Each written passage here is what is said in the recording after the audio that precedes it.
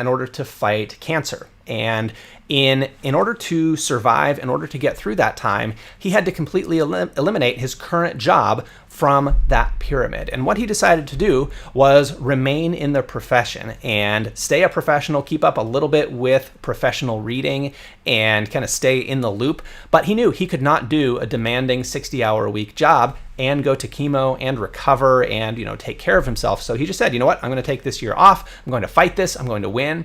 And he did. And by cutting off that role layer of the pyramid, he was able to survive. And hopefully he would have survived even if he had tried to work that year, even if he had, tried to kind of power through it. But I, for one, am grateful that he made that choice to take the year off and then to come back stronger than ever. So what are some different ways we can think about shrinking that role? Obviously, leaving a job entirely and then coming back to a different job or that same job in the future is one option. I want to introduce a few more metaphors and ways of thinking about these boundaries for you. And one of the things that we often use as a metaphor is this idea of kind of a seesaw. We talk about work-life balance. And I don't particularly like this metaphor because it too often, if we think of it as a balance, too often there's imbalance, right? Maybe at the beginning of the school year, the professional side balloons, it becomes huge and there are all these extra things to deal with and it becomes imbalanced. And then we try to fix that by, sliding the fulcrum over and trying to make it balanced again. But it's always in motion and it never really balances. We never really end up with work-life balance. So I want to instead encourage you to think in terms of boundaries rather than balance. So again, that pyramid model. And the foundational layer of the pyramid is that personal well-being, personal wellness, personal health, personal strength.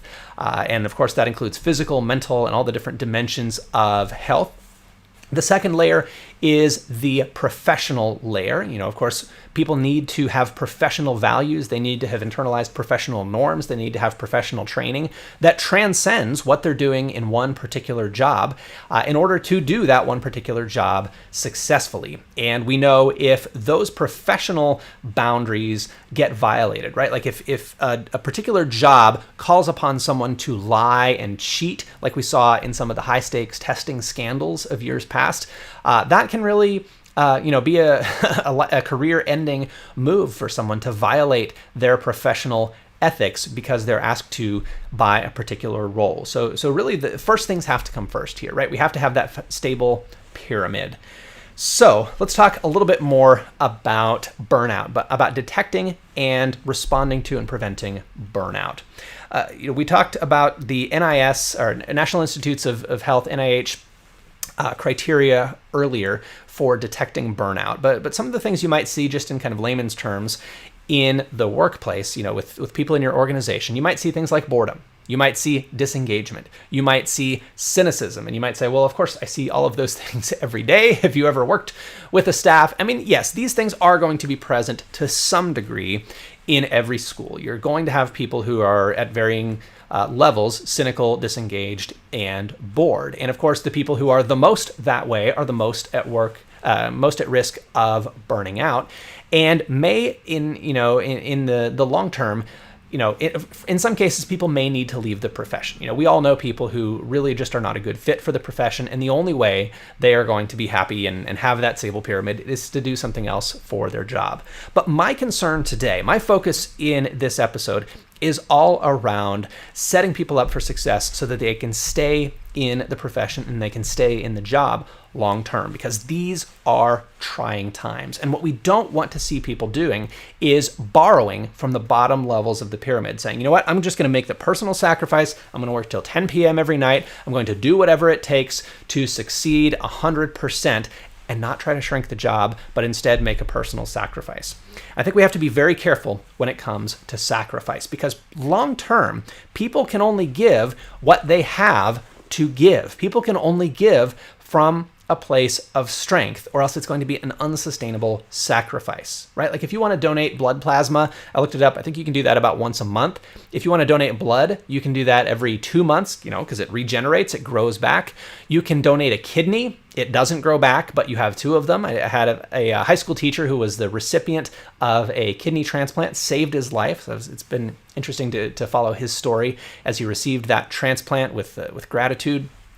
But you can only donate an essential organ that does not grow back, like your heart, once and only under one circumstance, right? We have to give from a place of strength, and we have to ask our staff to give from a place of strength, not from a place of unsustainable sacrifice. So ask yourself, personally, am I putting my own oxygen mask on first? That's a metaphor we've heard a lot this year. Put your own oxygen mask on first. Make sure you're taking care of yourself. Prioritize your own well-being, your mental health, your physical health, exercise, nutrition, all of those things. We've got to build that foundational layer of the pyramid. And from there, we need to ask ourselves the 80-20 question. What is the 80-20 of our work and of what we're asking teachers to do? You might have heard the Pareto principle from economics that says that 80% of inputs produce only 20% of the outputs. Most of what's, the effort that's put forth is not what produces the results. It's only 20% of the inputs that typically produce about 80% of the outputs. And there are many applications of this in all kinds of different fields. It's not an ironclad law. It's a general rule of thumb.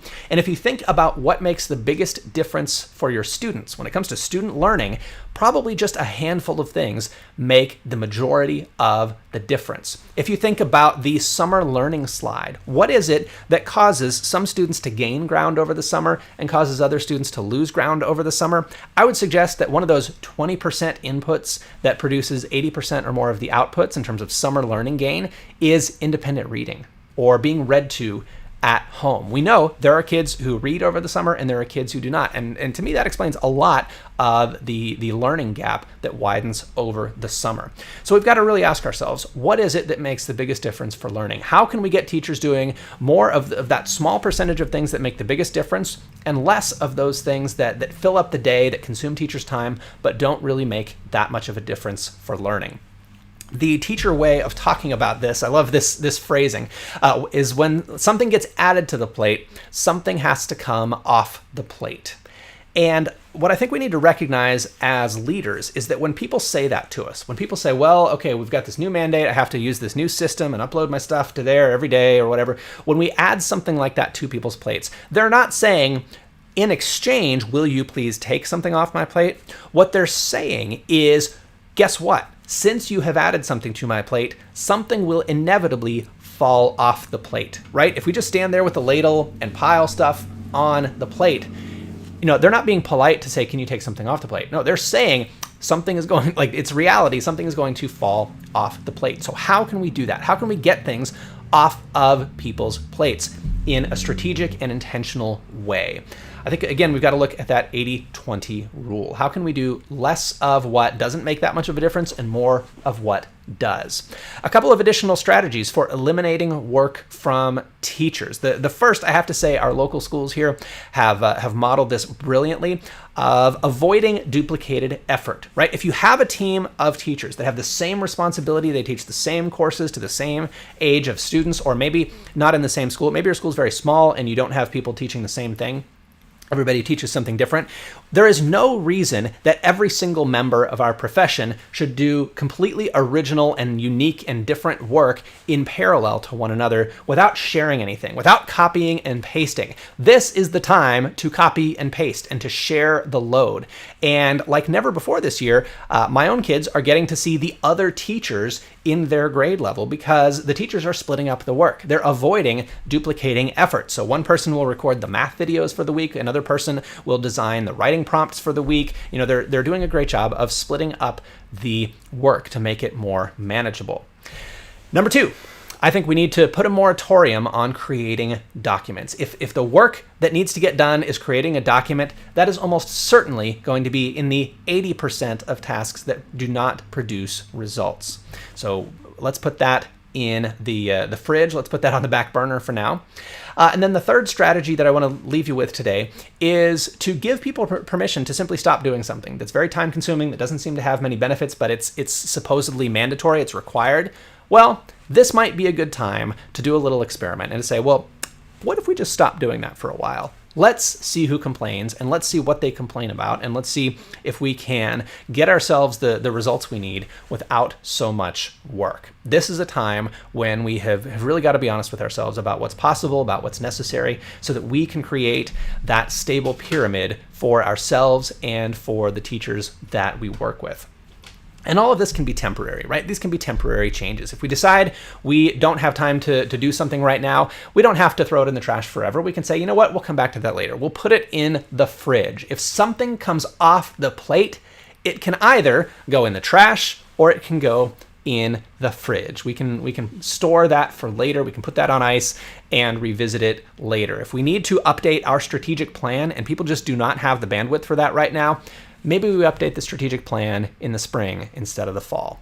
There are changes like that that we can make to make this job more doable. And all of those would be preferable to what's going to happen if we don't lighten the load for people, which is that we simply lose people or we ourselves burn out. So this is a tough topic. If some of this has hit a little close to home, please give yourself some grace, give yourself permission to lighten your load, to shrink the top of that pyramid if the bottom of the pyramid is also shrinking so that it retains that stable shape. Please take care of yourself and let me know if there's anything that I can do to support you. This has been episode 72 of the Instructional Leadership Show, How to Detect and Prevent Burnout with Boundaries. I'm Justin Bader, and I'll see you next time. Take care.